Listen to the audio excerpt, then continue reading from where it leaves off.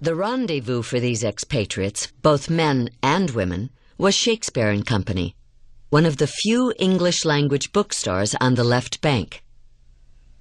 The magnet was its owner, Sylvia Beach. Shakespeare and Company was where writers could find each other. Sylvia Beach would sometimes collect their mail. She would lend the money. She would introduce them to publishers. If a group founded a small magazine, she would sell it there. Sylvia carried pollen like a bee. She cross-fertilized those writers. It was not merely for the pleasure of friendship that Joyce, Eliot, Hemingway, Scott Fitzgerald, and so many others took the path to Shakespeare and Company. I know for my part what I owe to Scott Fitzgerald, but what so many other writers owe to each other is Sylvia's secret.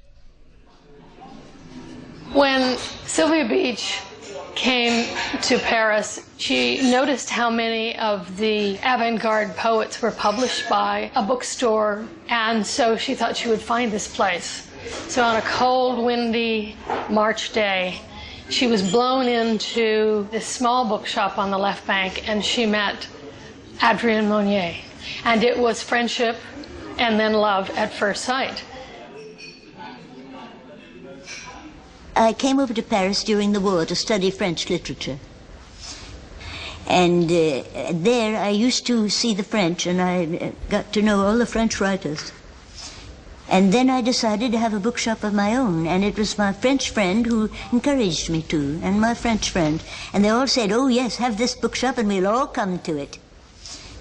And I knew Hemingway very well, and he just rambled into the shop one day, and he showed me his scars right there in my bookshop before everybody, and took off his shoe and his sock and showed his scars.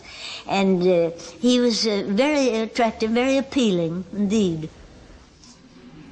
Sylvia Beach sold only literature published in English, Adrienne Monnier in French. And they went on to create the nexus, really, for the interchange of French and American and English literature.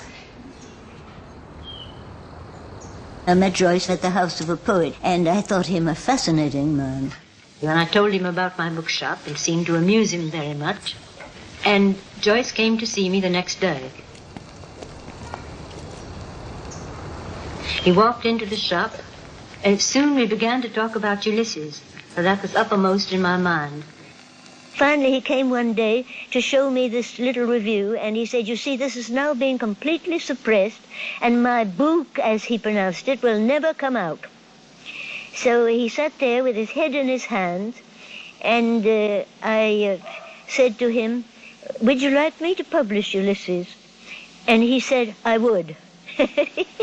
He seemed very much relieved, in fact. Why, I don't know, because it wouldn't inspire confidence in anyone who had such a book that he'd taken 7 years to write, to give it into the hands of someone so inexperienced and young and just a kind of a little bookshop, not a publishing house at all. From that moment on, James Joyce and Ulysses became the cause to which Sylvia Beach's life would be devoted for years. Beach found that she was expected to have the huge, illegible manuscript typed and to pay the tremendous printing costs of the lengthy work.